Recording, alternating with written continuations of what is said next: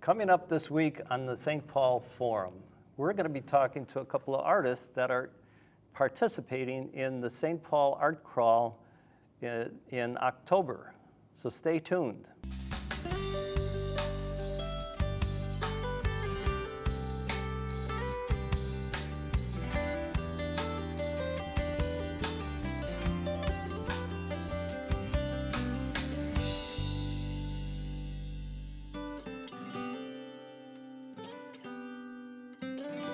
Hello, I'm Terry Kayser. Welcome to the St. Paul Forum.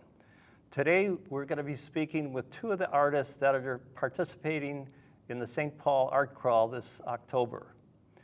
I'd like to introduce you to Susan Mikotowski and John Elg, both artists that have been around for quite a number of years. And welcome to the St. Paul Forum. Thank you. Thanks for having us, Great, Gary. great. Yes.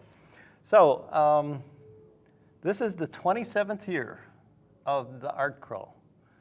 And I don't think that the forum, SPNN Forum, has ever had a program about the crawl.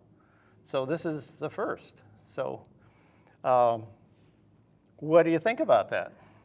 I think it's terrific. I think it's a long time coming that we should have a video presence besides a radio presence.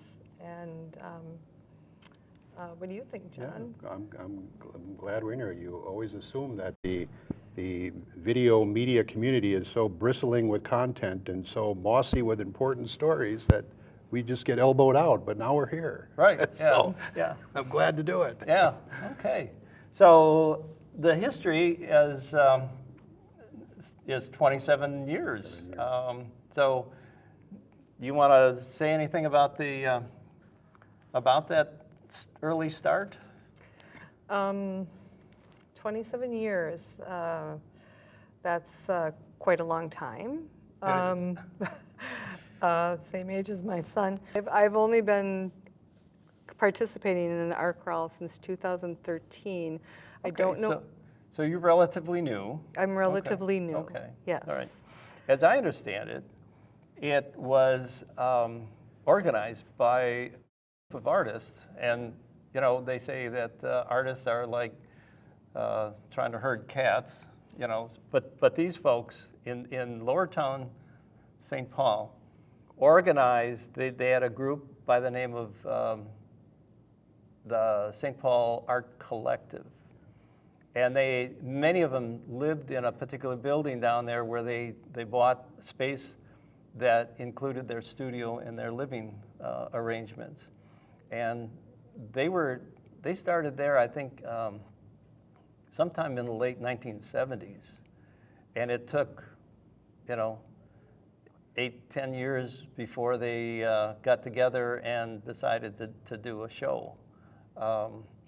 And so 1992 was the first crawl.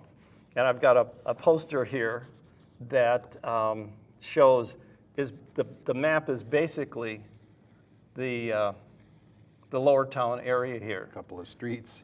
Yeah, a couple of streets. Couple of buildings. Couple of buildings, and like 37 artists that are all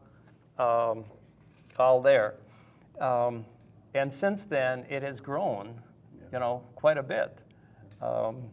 So, what do you know about the present crawl? Well, the present, it's grown immensely. We not only have Lower Town, we've got quite a bit of presence in Lower Town, but our building in the ACVR is on Harriet Island, and Schmidt Artist Lofts out on West 7th Street, and there's, I think, a few other artist spaces out there, and it's spread out to the east side, also up on University Avenue around Raymond Avenue. Mm-hmm. It's on the Green Line.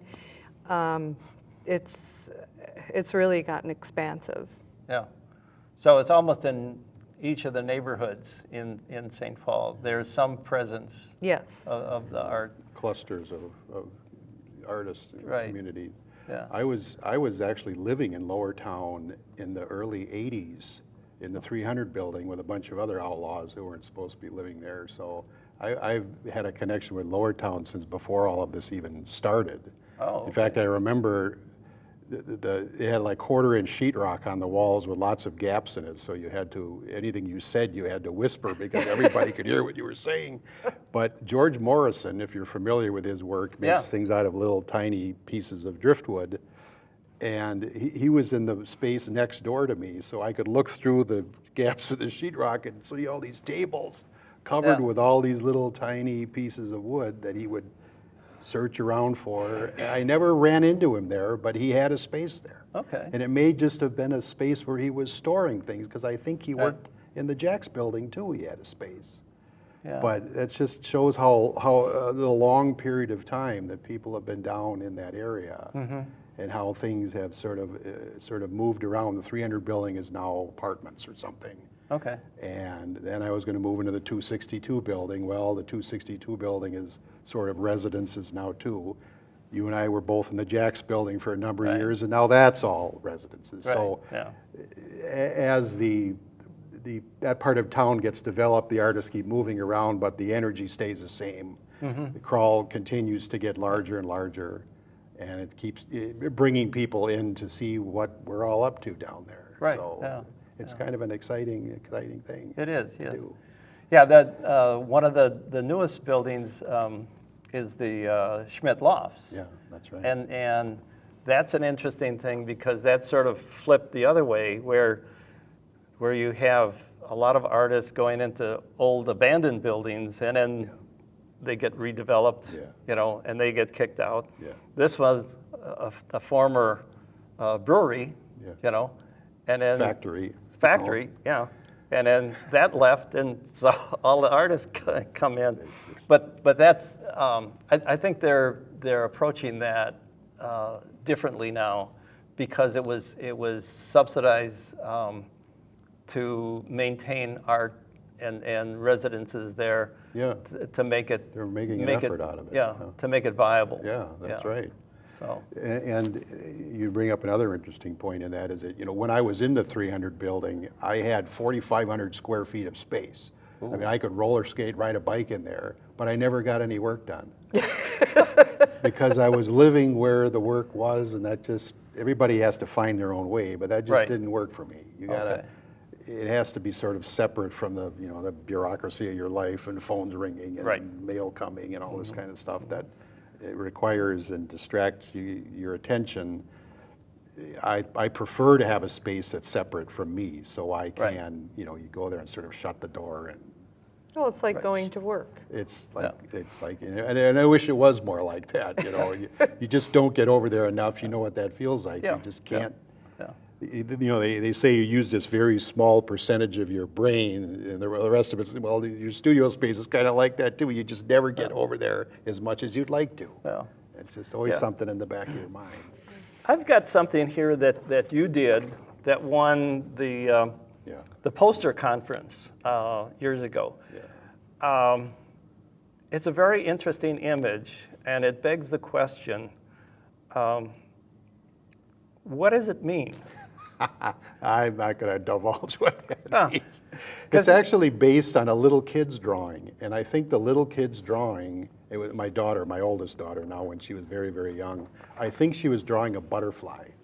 Oh, okay. But what it really looked like was a pencil with a bunch of fingers stuck into the thing. Yeah. And I took that and ran with it. If you hang around daycare centers or you look at what little kids are doing, they go directly to what they want to do, Yeah. but yet there's a little bit of a struggling aspect to it. They don't quite know how to draw what they're seeing, so they draw what they feel the thing looks like. So Right. that's how you end up with these bizarre compositions. And there's a lot of feeling there, too. Yeah, and it's just, and it's almost iconically stark too. It's just an image on a page is the way they draw. So I sort of grabbed a hold of that idea, and what can I do with that? Let's make them into fingers. Tell us a little bit about the style of art that you do. Well, the more recent work is almost sculptural work. It's sort of low relief constructions made out of vernacular objects, really familiar things like pills and money and Rubik's cubes and things that you've seen everywhere. But I'm sort of bringing in photographic imagery and putting it on them, so you end up with sort of a message that comes from the mixture of these two things. It's sort of a surrealist idea. Okay. The lobster on the phone hook. So they're Taking they're they're three-dimensional. slightly three-dimensional. They're like part of the real world, but used in a very different way. Like the flag made out of mouse traps is the one that everybody sees and kind of knows. It's, again, you're taking mouse traps and painting them up and then arranging them in such a way that they turn into a flag. And in my studio, and when I was in the Jax building, it was sort of at the end of a hallway that entered into my studio. And it always took people a while to figure out what it was made out of, because they'd see it from far away and, oh, it's flag. No. But they'd get about 12 feet away from it and it hit them, then it's Victor Mousetrap there 153 times or whatever. So, and I've asked people, I say, and this is what's great about the crawl, is you can actually talk to people that are looking at your work about what they're seeing and what their reaction is. And I asked them, well, what do you think that is? I mean, why is it always, it sort of stops them and startles them? And some, oh, I just thought it was a flag, or I just thought it had some sort of screen in front of it, or it was behind a hurricane fence, or something. They get some response. But there's a definite spot where they suddenly realized what they're looking at. So that's part of the fun of it, is that you get to talk to the artists that are there about the work that they've made, and you can give them feedback, yay or nay, on what they're seeing. Right. So that's where do you get a chance to do that? Yeah. Well, art is usually a very solitary Yes. Yeah. activity. It is. You do it by yourself. Yeah. And very seldom, you might get, some feedback from other artists, and, Where'd you get that frame? yeah, right, yeah. And how much did it cost? Yeah. Type thing.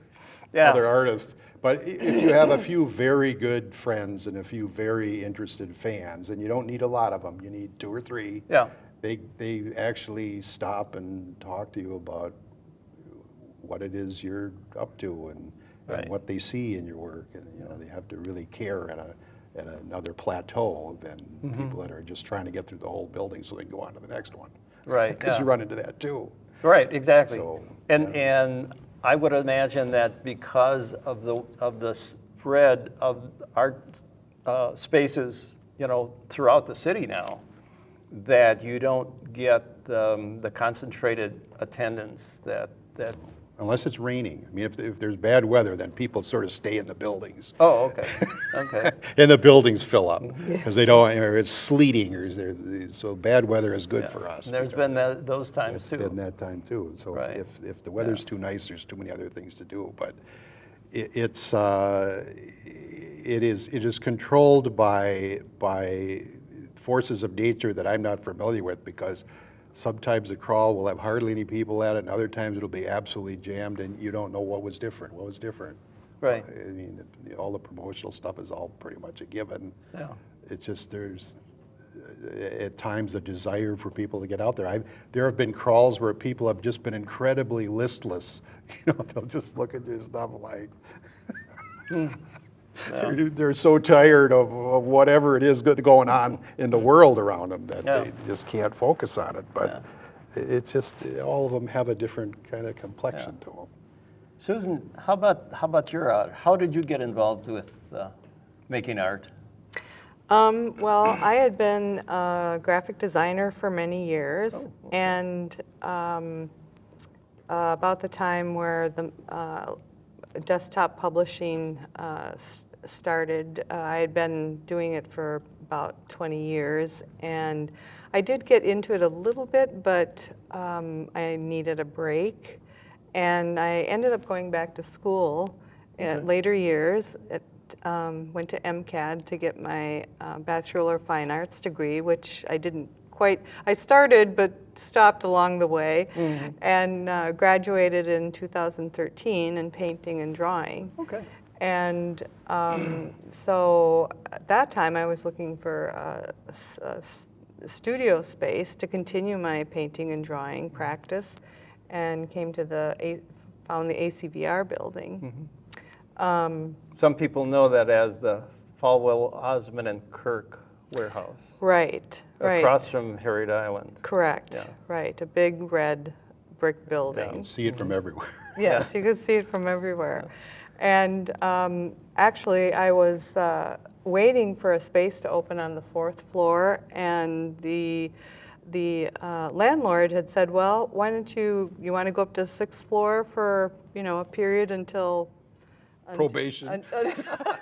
Yeah, probation. Hang out up there. If you pay your rent on time, then you can come down with the Yeah. other artists where it's cool.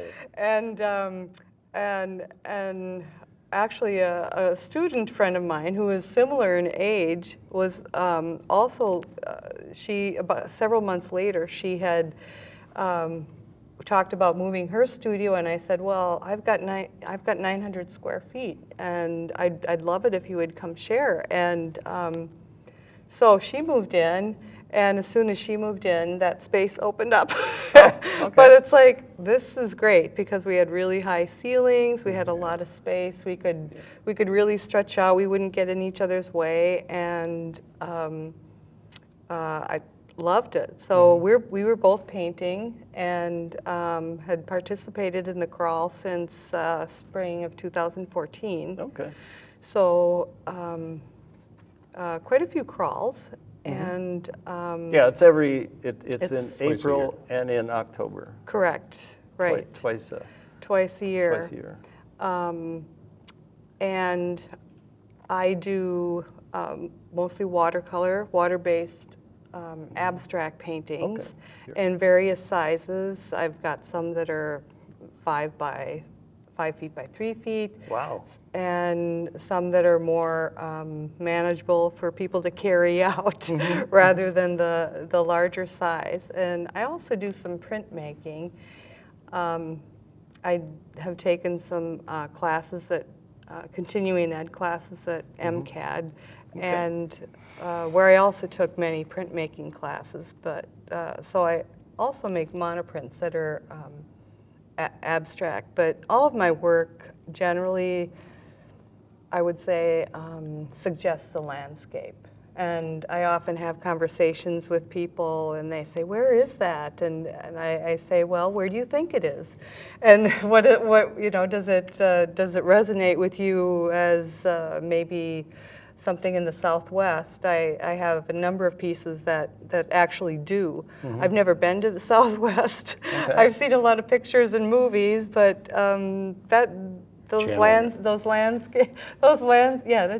they channel me, and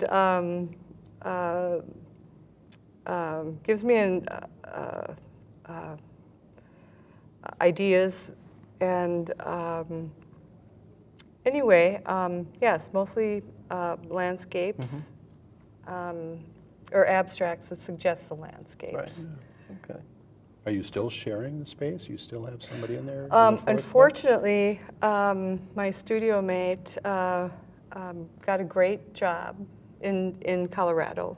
Oh, And at that time, our building was sold, and Didn't know what was going to go on. we were shuffling around, and I wasn't sure whether Yeah. I'd be able to stay, but I did find a place down on 4th floor with the rest of the artists. Okay. So I finally earned my space down there. So the new owner Purgatory is period. Yeah, purgatory was over, Yeah. John, thank you. the new owner isn't kicking everybody out like a lot of the other buildings in the past. No,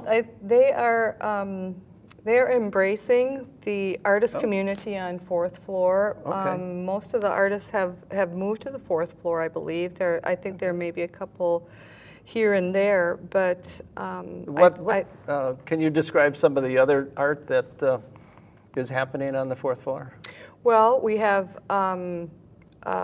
besides painters, we have an artist cooperative called Old Town Artists. Okay. That has, I think maybe 10-ish, Number of- yeah, 10-ish number of people people that in share there. the space, and they have much smaller spaces, but they also they offer like figure drawing on Wednesday That's right, evenings, that's right. and And that's People- open to, to anybody. Anybody, Anybody okay. can come in. I think Old Town Artists has a website also. It might be oldtownartist.org, I'm not sure. Also, we have some woodworkers. I know one woman makes a lot of bowls. She has a lathe Bowls, right, and wood turner. other round objects. And there's also a wood sculptor who makes kinetic Okay. sculptures that is really fascinating. We also have a screen printer who prints T-shirts Okay. and I think hats and anything with fabric. We have a good variety of Okay. artists in our building. so that's a real attraction, I think, to people that want to see a lot of variety. Absolutely. To come to your building.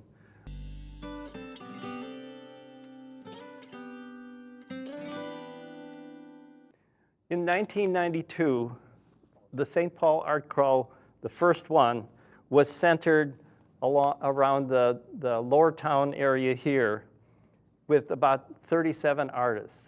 And in 2019, today, we go almost border to border, all the way from Highway 280 to the east side, down south of the river in the west side, up to Maryland Avenue. And there's over 400 artists that will be displaying their work on October 11th, 12th, and 13th. That's coming up. We have wonderful transportation. The Metro Transit is offering free rides on Saturday and Sunday. All you have to do is go to their website and get a coupon, and you can travel all around the city, going to various locations. And I think you'll enjoy the artwork and visiting with the artists. They're fascinating people, and it's a lot of fun. So come out and enjoy it. I think when it was concentrated in Lower Town, you couldn't find a place to park. But it's interesting this year, and it may have happened once or twice before, the Metro Transit is offering free rides on Saturday and Sunday. All you need to do is go to the Metro Transit website, and there's a coupon there that you can print out and use that to get down, not only downtown. It'll take you to the different Yeah. clusters Yeah. around the city. You can go out West 7th Street, you can go down University to the Raymond Station. There's a number of buildings there, and you can go over to the east side. So it makes it a lot more convenient Easy to get around. to Yes. do that. Yes. So that's a real plus too. So what are you guys looking for this crawl? Besides a lot of people to come? And important collectors. Yeah. Yeah. And Yes. Never turn them away. Important collectors, absolutely. Right, yeah. I'm really optimistic about this year in getting a lot of people. I think we're doing more advertising. We have a web page, Harriet Island Artists on Facebook. Okay. And that's the connection. And Sure. also we're advertised in the St. Paul Art Crawl map. stpaulartcrawl.org is Right. where you can find the map, and also we're hosting Hours a some day. events on some of the days. I'm doing a printmaking demonstration on Sunday. And I think somebody's on 4 is going to do a watercolor demonstration on Saturday. I believe, yes, Yeah. I believe so. Yeah. And for sure, another artist, I think, is going to do a demonstration, a painting demonstration. And in the past, we've had musicians and flamenco dancers. Flamenco dancers. Yes, flamenco Cool. dancers. The stpaulcrawl.org has all this information, don't they? Okay. Yeah. I mean, don't they have the most updated information about what's going on in the buildings? Okay, They with may events plus all the events, plus all of the plus artists. all of the other stuff. There's Okay. links to all of that, and then there's probably a PDF file of the catalog and all of these other print materials. So if you really want to plan your day and figure out where you want to be and what you'd like to see, Good. I think all of that stuff is on there. Yeah. Okay. Yeah, on the website, yes. The one that, or just Google St. Paul Art Crawl and you'll get there. Yeah. Yeah. So Great. Okay. it's a. Well, it's this a has big been event. wonderful. I thank you both. Well, thank you for having me. Yeah, and Thanks, Terry. and I'll be down to see you guys on That weekend, on sure. one of those days, October 11th, 12th, or 13th, and Wonderful. you got Friday night, and you got most of Saturday afternoon to evening, and then Yes. Sunday afternoon. So Yes. that's really good. So And that's about a wrap for. Oop. That's it for the St. Paul Forum, talking to John Elg and Susan Mitkowski. Mikotowski. Mikotowski. There we go. Great. Thank Thank you. you. Thank you. Thank you. Great.